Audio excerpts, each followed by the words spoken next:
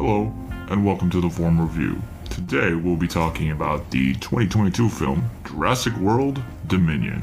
So sit back, relax, grab your drinks, and let's talk about this film. What's up, y'all, and welcome back to the Formal Review. This is Season 5, Episode 12 for tuning in once again. Now, this episode is going to be a bigger analysis because I will be going into the full Jurassic Park franchise and also the new film. So if you want to hear the full analysis on everything, stay tuned. Now, before I get into the film, I do want to preface this episode with a spoiler warning for mainly the older films in this franchise. It has been a while, so most of you have had probably a chance to at least watch a good amount of them. As always, I do suggest, though, go watch the films if you haven't seen them before you hear what I have to say about them so you fully understand everything. I will do my best to keep the film fairly vague for you, but if you don't care about that, just keep listening. Also, I know I talk about this at the end, but the data shows that most people don't listen to that part, so I want to talk about it here and reiterate the importance of leaving reviews on your favorite subscription services. I do read those because I do want to grow, because these episodes are really for all you listeners out there, and I want to keep this entertaining. So what do you want to hear? Do you want to hear games? Do you want to hear more of the 4K stuff? Do you want to hear me talk about a certain movie? If you want to come on and talk to me about something, if you want to debate, I'm always open to do stuff like that, so you can always reach out to me on social media. I always want to grow and improve, and just because something works doesn't mean that it cannot be improved. So if there's something that you want me to improve on, let me know, and I will grow as such. So anyway, let's get back to the film at hand. So let's sit back, relax, grab your drinks, and let's talk about this film.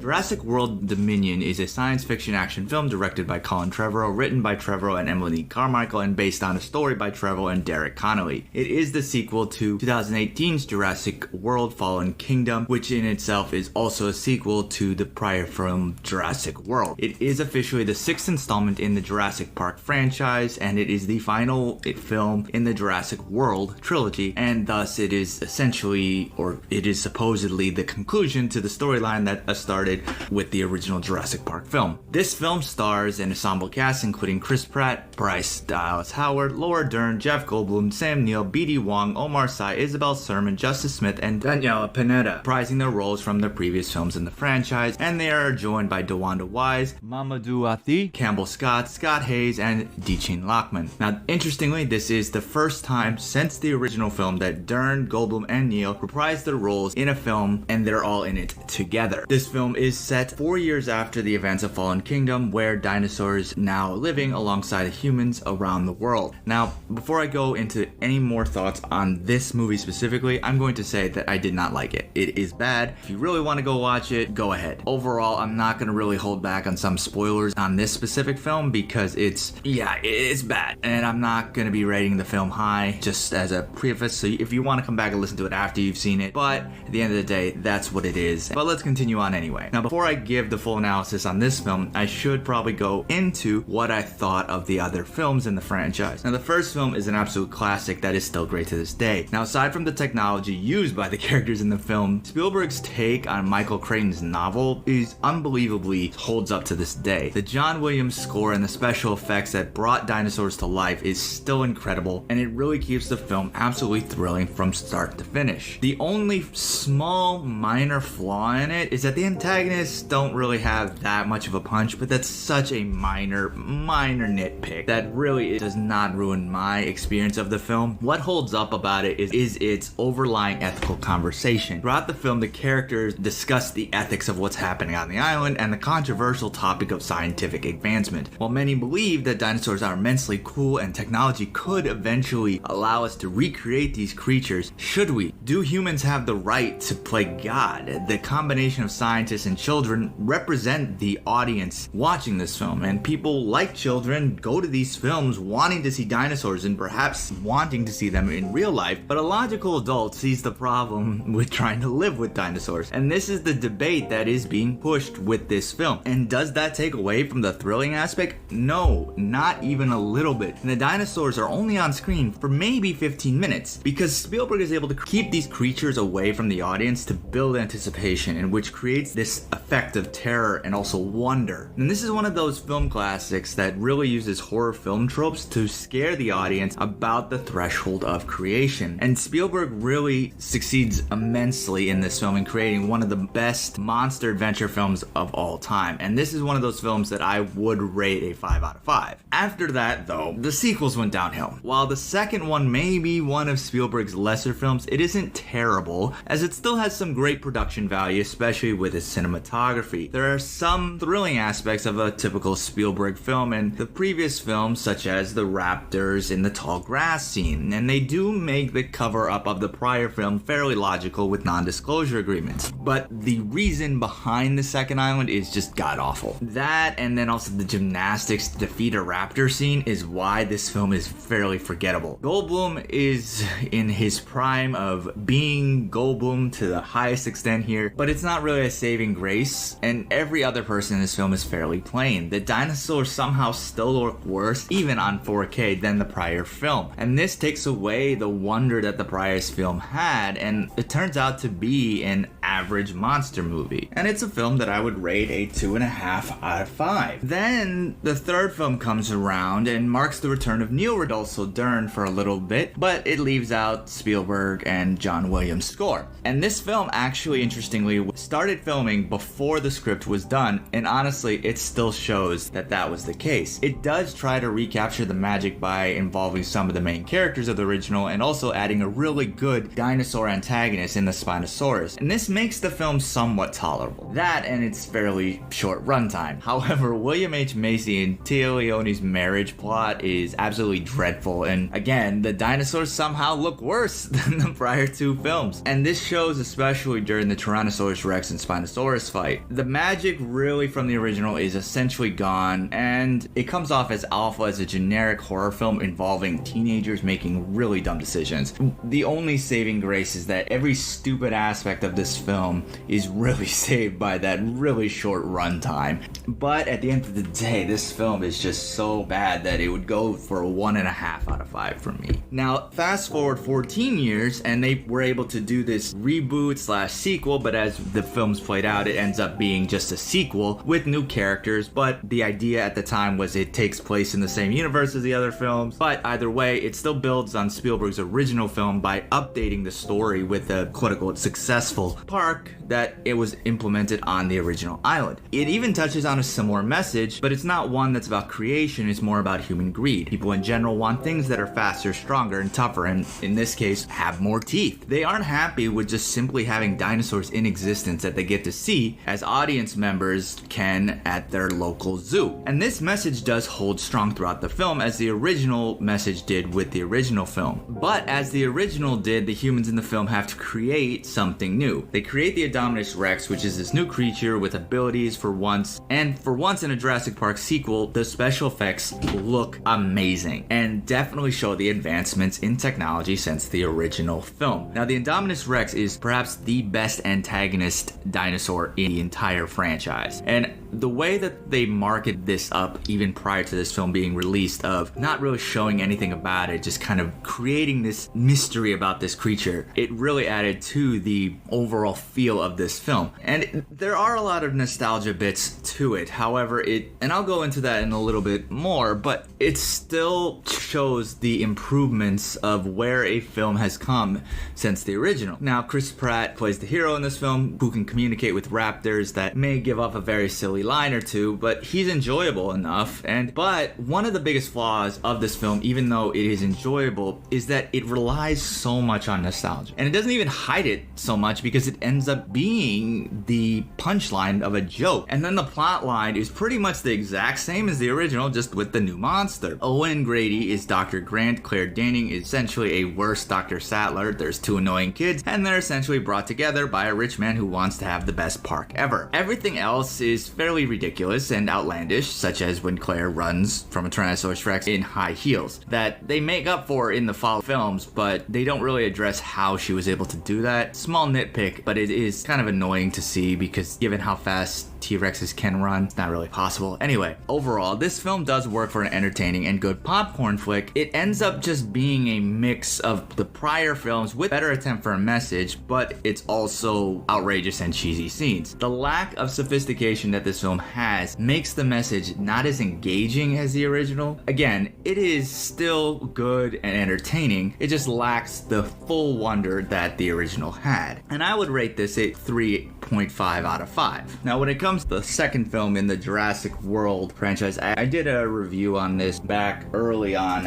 episode 7 of the entire series, and you can go check that out. It is very different from the style right now, but the general gist of this film is that the relationships in this and how it connects are creative and interesting. They just don't land every single one extremely well. Again, Chris Pratt is better here, and honestly, even Howard is slightly better in this film. The tone of it is what really makes this film a little bit more enjoyable. It's one of the few films that really tries to go for a more darker tone, and from that aspect, it is entertaining. It's just long. It will keep most viewers entertained for the runtime, but honestly, it is just stupid and honestly fairly boring throughout the entire time. The film plays out pretty much exactly the way you would imagine it to. Honestly, there's this bait and switch, and then the sketchy rich people are doing these kind of things behind the scenes that really aren't as good as they play off at the beginning of the film. And then the new genetic dinosaur that they make, from a concept level, it is cool, but it just looks like a normal raptor. So it's not as intimidating because there's other raptors that look exactly the same, and the only kind of interesting thing is that it can be controlled, which again, from an idea and concept perspective, it sounds really dope. The execution of it just comes off as something that somebody wrote into the story just based on a cool factor and not really based on any real thought behind it, and that it does look exactly the same as a raptor, except with maybe some cool colors on it. The message of the film is kind of awful, but it tries to do this corporate greed message along with animal rights. It's just not thought out very well. It really just doesn't know what it's trying to do. It has decent action, the decent acting, but just everything else is just honestly forgettable and is frankly just trash, and it's so convoluted that you kind of forget that some of these plot points play a part in the following film when you're watching it because of just how confusing this film is. And I talked about this on the first time I reviewed it, and again, this goes into the idea of the new film, is that it just comes to being doing something bigger and doing something not essentially new, just changing it up a little bit, and it's going down the path of Fast and Furious and the Transformers films, not trying to focus on the actual story and just kind of doing cool action bits. And honestly, if that's the type of film that you're looking for with these films, they do well at that, but that doesn't equal a good film. It just equals an entertaining one. And again, unfortunately, this sequel just fell down the rabbit hole of kind of bad sequels. But I would say it, because of the tone and kind of attempts at everything that it does, it has some entertaining bits, but it ends up being, at the end of the day, fairly average because it doesn't really try to do too many new things overall, but the new things that it does try are very interesting. So it ends up being kind of average at a 2.5 out of 5. Now, going into this new film, as I tried to illustrate already, I didn't have high hopes for it because the sequels have been so, to be nice, iffy. But go into it with an open mind. Maybe they could surprise me and maybe come up with something at least as good as the first Jurassic World film. And based on how the trailer showed the film, it was going to be about dinosaurs living alongside humans. That's not what this film's about. It honestly is just a somewhat more progression of really stupid humans doing more stupid things, and dinosaurs just happen to be there. And this is now a big and unfortunate pattern that I noticed when I did the rewatch of this series prior to seeing it. The wow factor again after the first film somewhat went away, which they did eventually come back and somewhat capture with the Indominus Rex in the first Jurassic World. world, but the humans just get dumber and dumber as each one goes on. And unfortunately, Jurassic World Dominion keeps to that pattern. Now, the plot here starts off 4 years after the volcanic destruction of Isla Nublar, and now the dinosaurs are among us. There's plenty of news reports showing how they've taken hold of the world, causing havoc, raising families, and also nesting atop the World Trade Center, and then munching down on the occasional human being. That's it though. That's very early on in the film, because then you kind of fast forward and they're somehow, relatively speaking, under control. And this is, again, just kind of a rehash of what all the films have been here. So Owen Grady, played again by Pratt, and Claire Deering, played by Howard, are living off the grid and raising the teenage clone named Maisie from the last film, played by Sermon, but then she's abducted by poachers, and then they hit the road to rescue. On another part of the country, Dr. Sattler, again played by Dern, has now grown concerned about a plague that of genetically modified locusts are ravaging America's crops, so she asks Dr. Grant, played again by Neil, to help her figure out why. And these two stories basically coincide at a research facility run by eccentric billionaire named Louis Dodgson, played by Scott, who quote-unquote has humankind's best interests at heart. Now, before I get more into the negatives of this film, there are some good parts about it. There is a part in the middle where the film sets up an idea for a dinosaur black market, where they have them as these rare items that will fight each other like in cockfights, and then could be eaten like an exotic meat. They then escape, and then there's this big fight that's somewhat in the trailer that when I saw the trailer I thought looked stupid. However, this is honestly the most entertaining portion of the film. The dinosaurs are loose in the city, and this stuff is really great and really exciting, and this is the bit that's really helped by the 4DX viewing experience, and I'll go into that in a little bit more. But this sequence also introduces a new pilot character who's really cool, who the film franchise, if they choose to continue, could go off of, because she is a very entertaining character, and she's played by Wise, and honestly, she is really dope. I liked her a lot. And additionally, this is probably the best the dinosaurs have looked since the first film. There's a really good mix here of CGI and practical effects that shot very well. And they also designed the dinosaurs fairly creatively. So honestly, if you're going to the film for dinosaurs alone, this film will do it for you. From that one point of view, this film does very well. The biggest problem with this film is that the story has very little to do with the dinosaurs, and the small part of it that does have the dinosaurs is the same story that we have seen in prior films. But I could be wrong. Now here's again, let me tell you their story. Maybe I'm wrong here, right? They take the dinosaurs and they put them on a huge chunk of land that's away from everybody, and only a few people can get them. Then the dinosaurs get loose on that island, and then the people have to escape. Such a new concept for a Jurassic Park film. This film simply goes back and forth from just simply bad to it's so good it's bad, but then it is just bad when you realize that this is a serious attempt at a film. Now, the director ensures that the dinosaur action that we get in this film is entertaining enough, and it is for some parts of it, but because of the lack of story even surrounding the dinosaurs and the cliche one surrounding the humans, there's no real sense of awe, terror, or to be found unless really one sees it in 4DX. Again, more on that in a little bit, but the lack of suspense throughout the film gives it very little tension and really kept me from leaving the theater halfway through. However, I stuck to my principle of I cannot talk about a film without seeing all of it from start to end. Though it was really hard not to leave early on this one. Really hard. The script here devotes way too much time to its human characters, from their motivations to their backstories to their love relationships with each other. The acting of them is fine with the writing that they're given. Brad again is decent, and so is Howard. And the old cast is very nostalgic and has their spark. But the material that they're saying to the camera is so poorly written and generic that there are times where you could switch the lines between Pratt and Neil and it would be the exact same delivery. So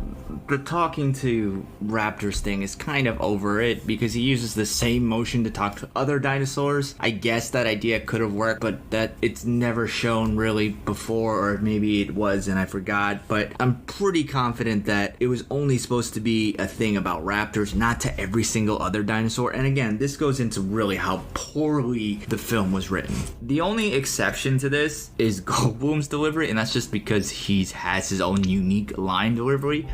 And then Wise again is also pretty good on showing why she could be a action hero because she has just this really good charismatic attitude. However, there is one character that is god awful, and that's Campbell Scott, who plays the villain of the film. Now, before I go into his character, let's do this quick run through of the villains of the entire franchise. The first film has Dennis Nedry, who tries to give the embryos to make a second park. The second film is kind of John Hammond, but then also this other guy who's following in his footsteps. Not really sure on that one. And then in the third one, there's not really one. In the first Jurassic World, you have Vincent D'Onofrio as the evil poacher who wants to weaponize the raptors. In the last one, there's this redneck hunter, a guy who wants to sell off the dinosaurs. And then in some ways, if you care, the little girl who tries to kill humanity. So in this one, they make Dotson the villain. Now, if you don't remember who that is, he's in the scene with the first film's villain. He's the guy that gave Dennis the shaving cream. And why do I care about this person? He never got the embryos for this. Why do I care about where he came from and how he's now this villain? And even if you suspend your disbelief for this villain, and okay, fine, but Campbell's portrayal of him is so bad because he's trying to do this Steve Jobs impression with maybe a little mix of Elon Musk and maybe a little bit of Zuckerberg, and he's somewhat this kind of crazy genius, but then he's really awkward around people. But the awkwardness doesn't work because the way he delivers his lines and how he acts with them is that he has cue cards and that he struggles reading it. And if he did struggle reading it, I'm sorry for bringing that out, but again, it just doesn't add any tension to it because he's so silly and it doesn't look good. And like, going back to the last Jurassic World film, the cliffhanger was that the dinosaurs were set loose and they're shown at zoos and then going to place where they can find people to eat, like movie theaters. But no, again, this is not the main plot. They are actually relatively under control and people feed them like birds. And then on top of that, the dinosaurs aren't even the main threat of this film.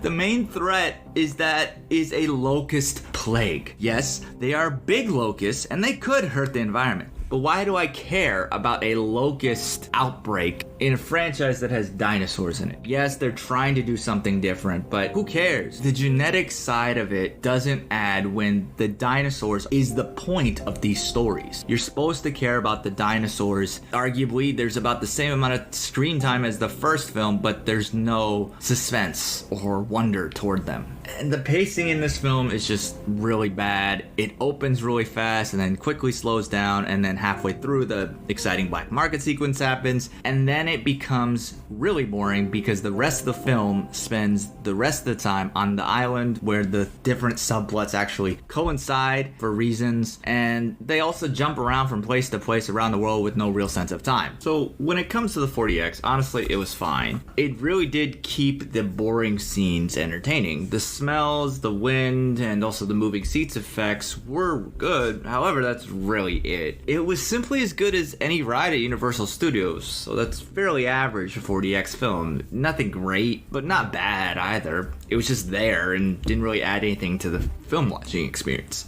It honestly was nothing like Top Gun Maverick or any of the other 40X films that I've seen. What did make this experience awful was the 3D effect, which did very little. It added some depth to the film, but that's really it. I hated wearing the glasses for the entire time for only that. I've honestly never been a big fan of 3D in general, but I won't avoid it if it's the only part of 40X. But in this situation, it added little to no effect that unfortunately even made the movie watching experience worse than it already was.